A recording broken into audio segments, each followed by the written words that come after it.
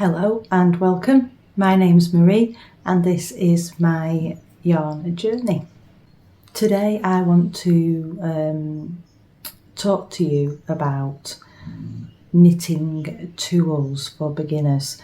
Although I'm not technically a beginner in as I've only just started knitting, I did learn when I was a child. I only started knitting again about a year and a quarter ago. It was Christmas 2022, and in this time being back I have learned a lot. A lot of things had changed from when I was knitting when I was younger, and I thought a video about the knitting tools that I found useful being back knitting as a beginner would be great. So I want to do my top five, if you're just starting back knitting or you're new to knitting, the 5 things that I think are real essentials. And then I'm going to go on to discuss some other items which I have in my knitting kit and I use on a regular basis and that just make the knitting experience more enjoyable. So the extras, as it were, you don't need them, they're not required, but they're nice to have and make the experience nicer. Okay, so I've got all my stuff set up on my desk here so that they're easy for me to grab and show you, and I will be popping up pictures at the side and everything will be in the description as usual, with links to things if I can find them, or similar items if you want to take a look yourself. Oh, just so you know, none of this is gifted, it's all I've purchased this with my own money or been given it from friends and family, or as, you know, gifts in that way, but you know. So the first thing I need to talk about obviously is needles, knitting needles. When I was thinking of getting back into knitting and doing a little bit of investigation myself and looking into it, I did realise that when I learnt to knit, it was traditional to knit on straight needles, and that was what I always had knitting. I hadn't really used circulars. If I had, it was very rare. I knew they existed, but we had a big set of straight needles when I was growing up. When I came back to knitting, I realised that circular needles were what was being used. So I did a bit of research into what needles I would like to try and which brands, watched quite a lot of YouTube videos, and decided that I'd like to buy a few fixed needles, fixed circulars. That means that they're 2 needles on either end of the cord and then the long cord in between. Now I'll get one out to show you.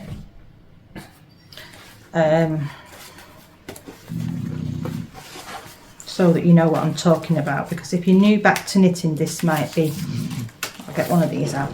So with knitting needles, if you don't know, and you may do, you may not, but I'll say anyway, mostly you can get metal, which is like this, and this is a fixed circular needle. So that's your knitting needle there, and it's attached to a long cord, and then your other needles on the other side, so you can knit in a circular. And most patterns, modern patterns, I came to realise, require this type of needle, because you do work in a circle and you work in a spiral. Okay, so I realised that there was mainly 2 types, which is the wood and the metal. When I was younger, I mainly only used the straight needles, and they were metal. So when I was looking into it, I thought that these Chiagoo would be my choice. I knew I wanted to get an interchangeable set, and what an interchangeable set is is, I'll show you the first one I purchased was this one. Just want to show you, I'm getting a bit ahead of the tail, but I just want to show you what they look like. So you get a set of needles, and then you get varying lengths of cables to go with it, and then you attach them as you need them, which when you're knitting a lot, it's invaluable to have a set.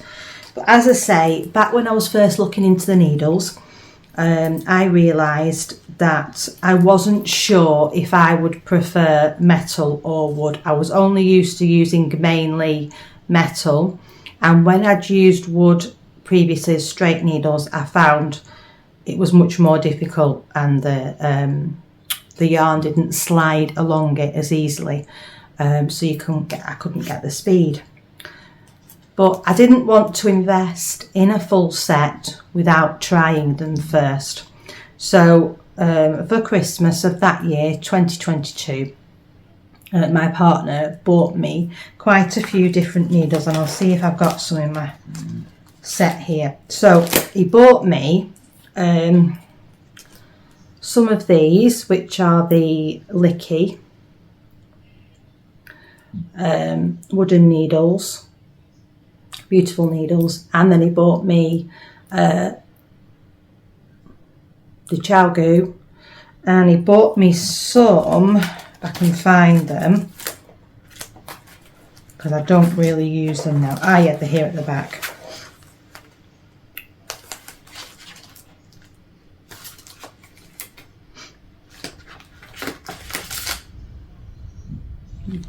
The Seeknit. These are actually the interchangeables, as you can see, but I'm not sure. I think I just ended up getting those because of the size I wanted. So as I was saying, there was the time I wanted to what I decided to do before buying a big set and all that expense, I wanted to try them out, which is what I did. Now I ended up when I was first back knitting, I found that using the metal needles for any length of time was really hard on my hands. So I went for, I'll just pop them down, they're out of the way, put them away after. This, like I said before, this was the set that I decided to go for. I absolutely love these needles.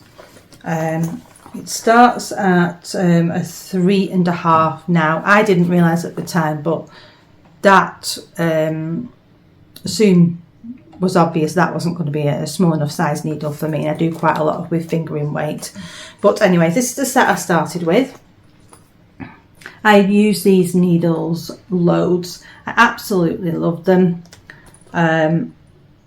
Yeah, I can only say good things about them. I don't have any problems with the joins or the cables or anything. So if you're looking for a starter needle set and you've tested some needles out and you like the wood, I would highly, highly recommend these for wood needles.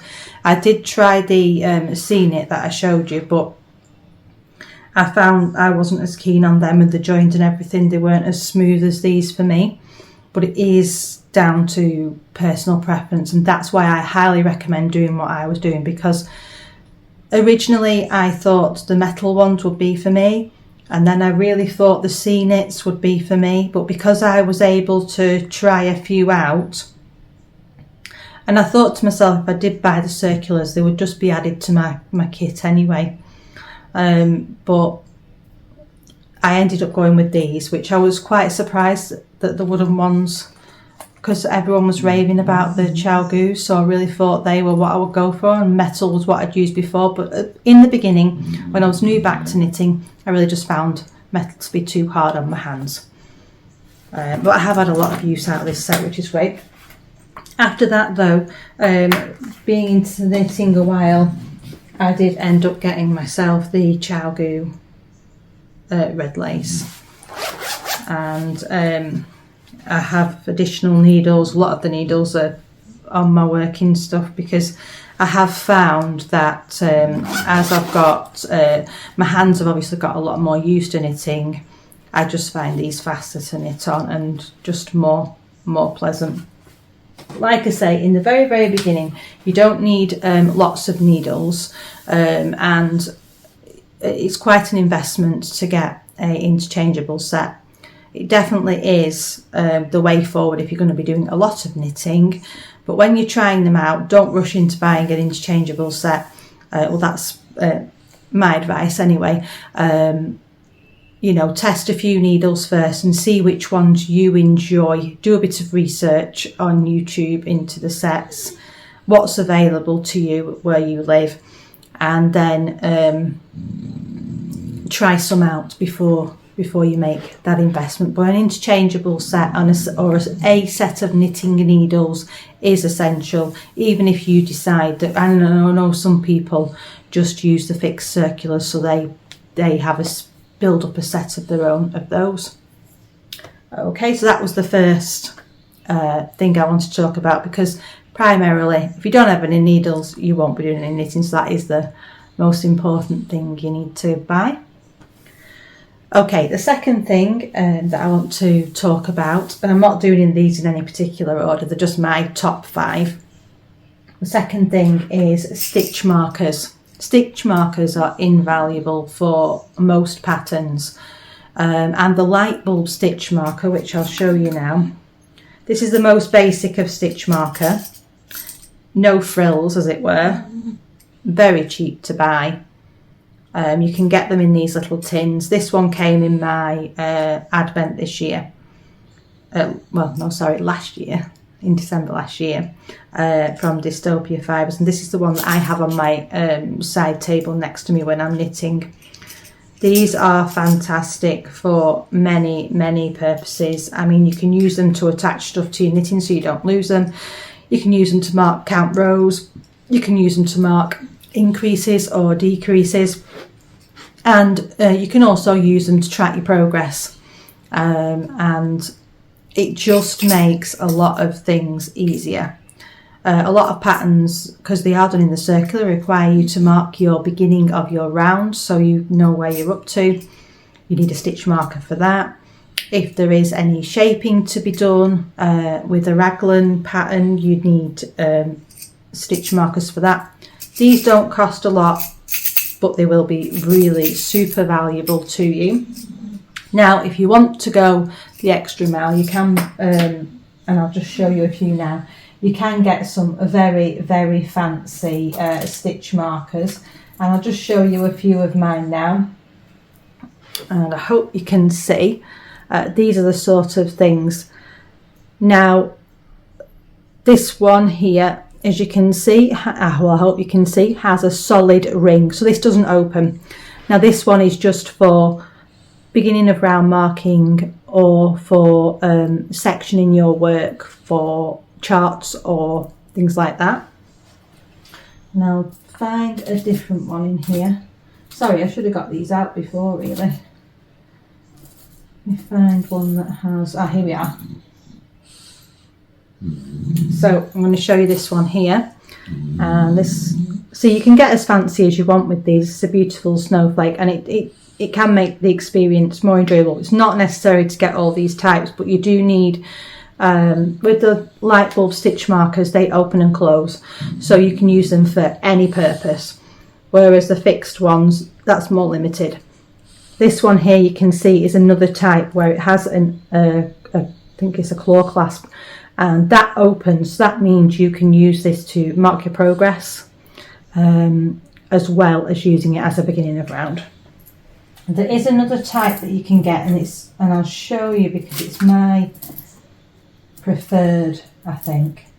Yeah, here. These are the stitch markers that I got in my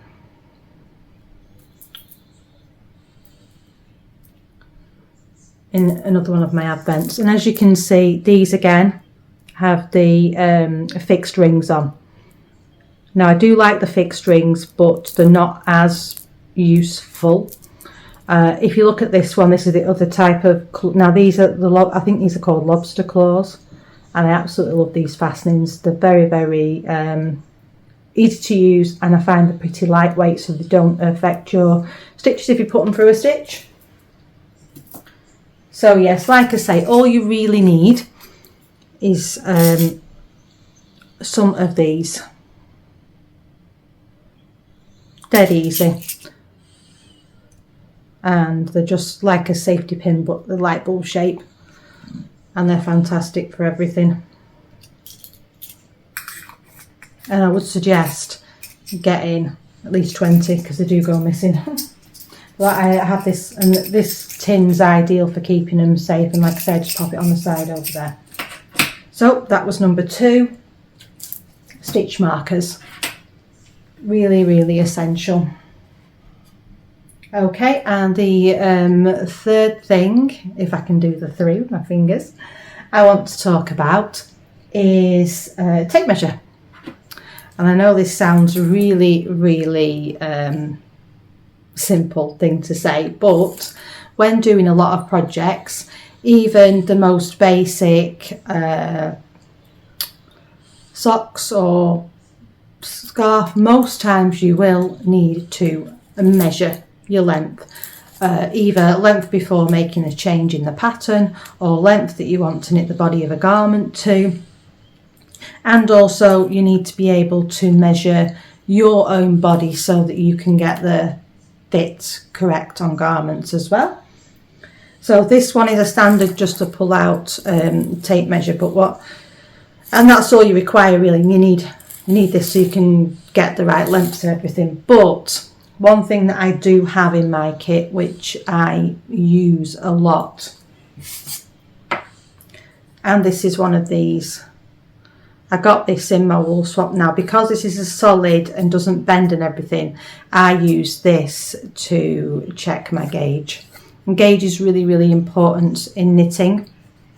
This is something that I've learnt coming back to knitting this past just over a year. Because when I was younger, I never did a gauge swatch, never checked my gauge, never even really thought about my gauge. I just thought, oh, I've got okay tension and it looks neat.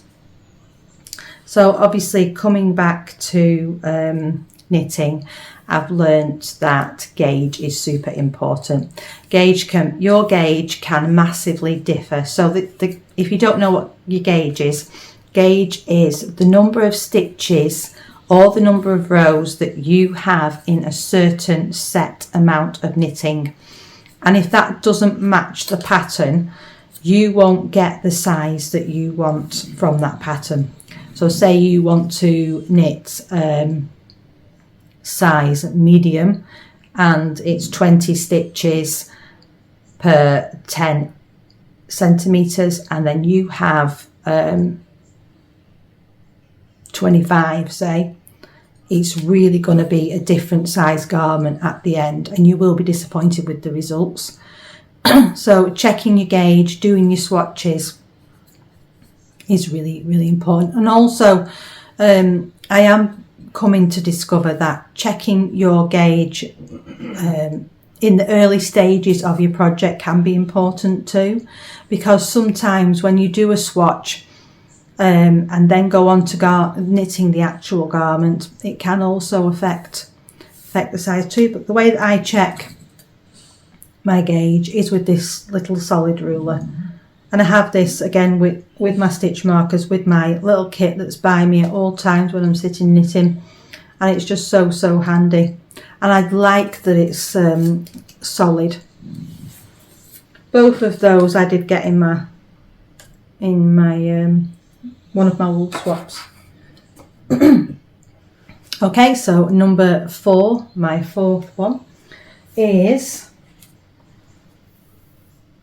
Barber cords. Now, it's not necessarily just Barber cords that I'm referring to when I'm talking about this, but I am referring to anything that you can put your stitches on hold. A lot of projects will require at some point for you to put some stitches on hold. So it is essential that you're able to do this. Now, I know you can do this on a piece of scrap yarn, but that can be quite tricky. And as a beginner knitter, I would say that's the hardest thing for you to do. So I do have some of the long safety pin style. Let me just see if I can show you one. Oh, I don't know where it is actually. because I don't use them anymore. But so say you're knitting a sweater and you need to put the sleeve stitches on hold while you continue to knit the rest of the body. You need to be able to do that. And a lot of patterns will say you can use scrap yarn, but for a beginner knitter especially, I feel that is very, very difficult. So the ways that you can do this is by using these Barber cords. And all you do with these is, I'll just demonstrate with this needle. You pop the cord onto the end of your needle like that, and it sticks on, and then you slowly and carefully maneuver your stitches onto the tubing, and then I just twist it round and knot it up. These are my sleeves ones. I have lots of extras so that I can, you know, do a loose knot at the end to keep all my stitches safe. And it's good for trying on your garments. It's good for obviously placing them on hold while you carry on knitting, and they're really good. Now, what I've moved on to do, and I do still use these, and I mainly use these for sleeves, but what I've found is much better for me now I have an interchangeable set of needles, is I use cord extenders. Again, these aren't part of the requirements for any beginner knitter. It just makes my life so much easier, because even with these Barber cords, I found sometimes if you start getting a bit too aggressive, pushing your stitches over, your stitches can drop, and I really hate dropping stitches. So what I've now bought for my sets is I've bought cable extenders. So what that means is if I want to try on a garment, I can just add an extra length of cable to my knitting needles that I've got on my project, which is so much easier and faster, I find, than the Barber cord. And then I can try it on and I just find that better. But as a starter, like I say, for beginner knitters, these are really cheap. You can get them on Amazon in big rolls, don't cost a lot, and they will, you know, save you a lot of time and energy and stress with the scrap yarn. And so number 5, my final tool for beginners is scissors. And sharp scissors at that. When you're knitting, I know you can snap the yarn, but that can cause havoc for your hands, especially if you have dry skin. It will just crack and hurt and bleed, and who wants that? So I bought these off Etsy, I think, when I first. You don't need fancy scissors, but you need sharp scissors. You want the yarn to cut nicely and be smooth, so that if you're sewing in your ends or anything like that, it doesn't fray as bad and it's easier to do. And so these are the ones that I use for a long time. Really, really nice. If I can get the link off Etsy, I will pop them there if you want to have a look as well. But you don't need anything fancy. These didn't cost me a lot. They were pretty cheap, but they are super sharp, and that's what I wanted. And I have the smaller ones, so the more portable. To be fair, I wouldn't want to put these probably in a project bag, but I do put them in my needle case in one of the pockets. And they stay there all the time so that I know where they are, and they're just for my knitting, because I don't want to be hunting around scissors when I need them, because quite often you can be changing yarns frequently. What I do use now though, oh hello Vinny, sorry, is these knitting shears. Well, I call them knitting shears, I'm not quite sure if that's the correct name, but I adore these. I got these in my Dystopia advent last year, and these again are on the table with my stitch markers next to me at all times, and they're fantastic. The good thing about having these shears over having the scissors is you can do it one-handed, which is fantastic. But yeah, I'd highly, highly, highly recommend these. They're fabulous. I use them all the time. Okay, so that's my top 5, but I am going to now go on and talk about some other things that I think are essential parts of my knitting kit. So I'm just going to check my notepad and then I can check. I've mentioned everything on there. I've done the top 5. So, right, so the first thing that I want to talk about is, as an additional tool, you don't need this, but this will make your life so much easier. And this, if you don't know what it is a wool winder. And you use it with this Swift.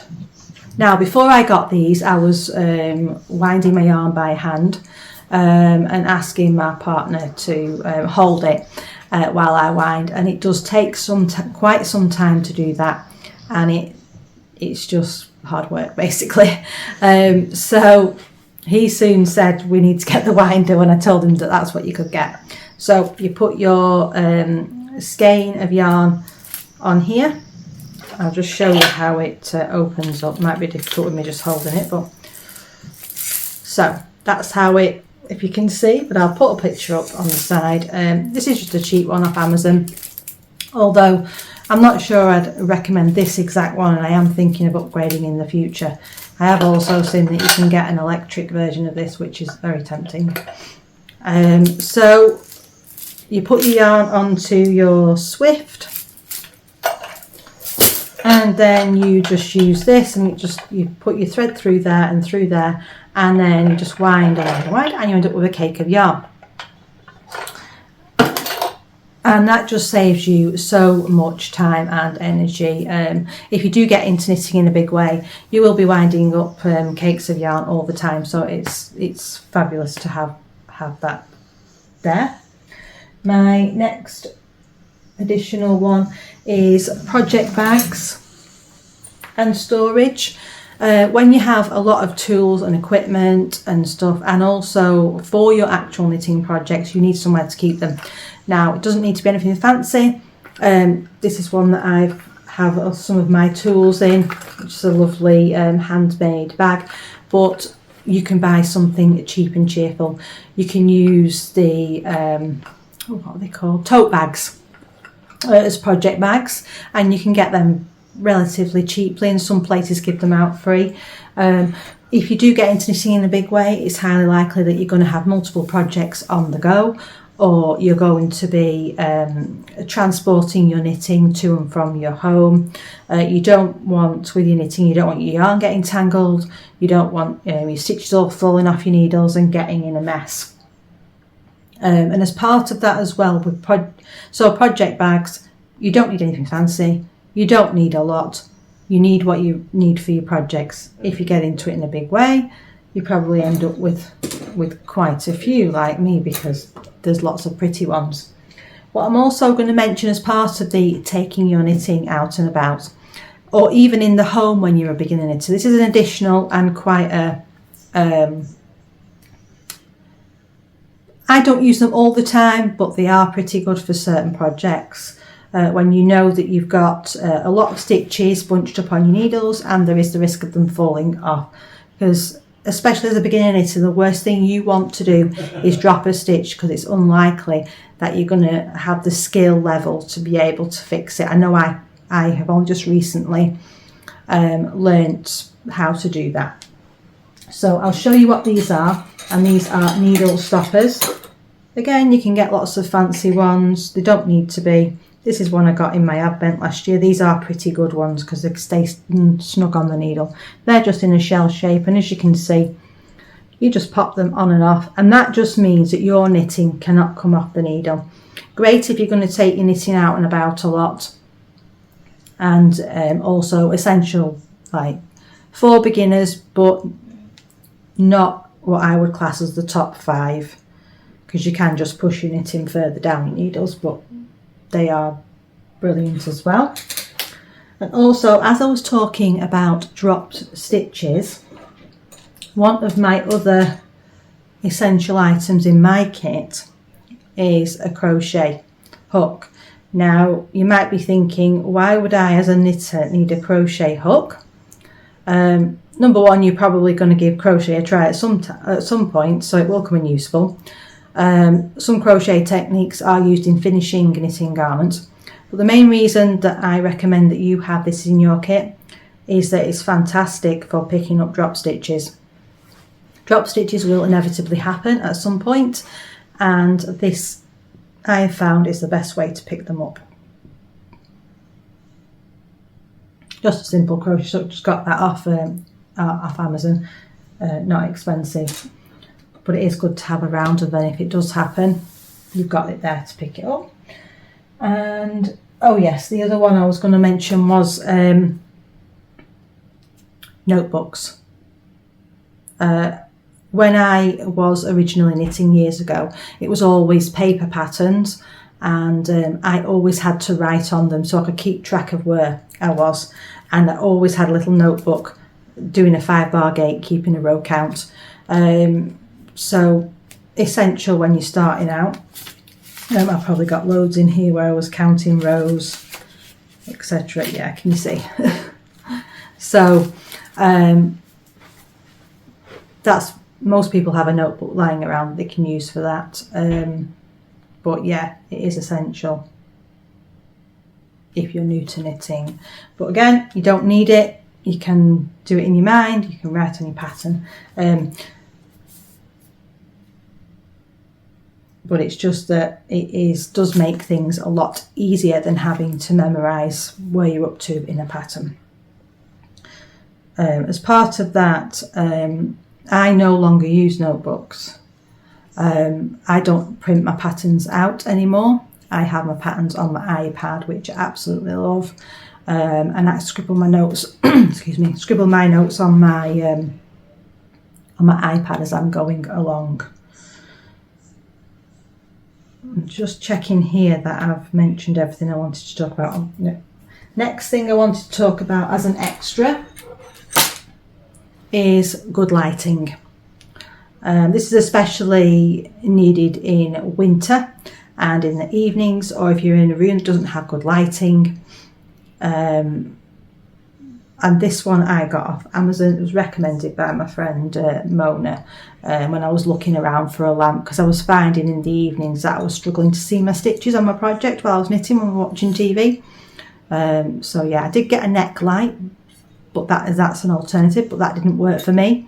So I've got this. It's fantastic, this, because it looks, I think, quite simple, quite nice, like a normal lamp. So I've just got it on my table where I sit, and you just pull the light off, and then you can just recharge it. It has 3 brightness settings. It does need charging at the moment, but it's very, very bright. It's really good, and it angles. I can put, because it's rechargeable and I don't have to plug it in, I can put it anywhere. But you don't need a fancy lamp like this. You just need good lighting for your knitting, especially if you're working on a darker yarn. And I also wanted to talk about the other thing which can be useful and is part of my knitting kit is small circular needles, either for doing socks or for doing sleeves. Now, you don't need these aren't essential. You can use magic loop if you've got a needle set that you're using, but I just find that I get a better finish on my sleeves if I use a small circumference needle. So either these, or I've got now a couple of little interchangeable sets, because I do know that I use them all the time. As you go along in your knitting journey, you'll learn what works for you. It is very personal, all this stuff. But like I say, just to recap, my top is, number 1 was needles. Number 2 was light bulb stitch markers or stitch markers. Number 3 was tape measure. Number 4 is barber cord or extensions for your cables. And finally, number 5 was scissors.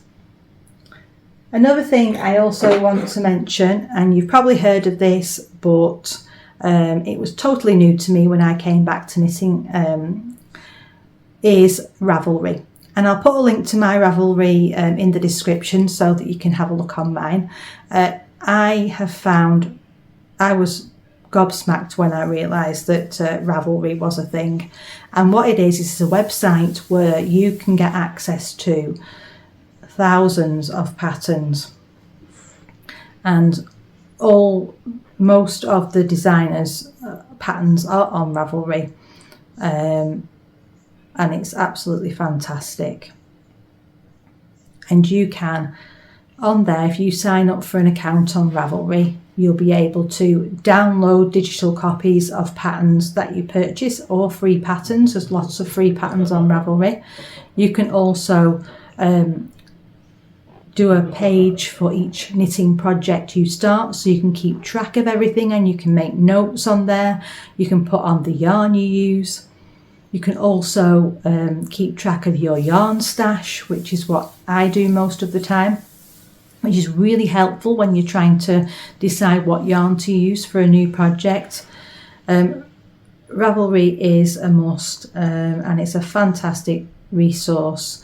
There's lots more on there than what I've mentioned today, but if you have a look on mine, you'll be able to see what it is, and I highly recommend signing up if you're going to get into knitting in a big way. So I hope you've enjoyed these knitting tool tips for beginners today, and enjoy the start of your knitting journey. Thanks for watching. Don't forget to like and subscribe. Happy knitting!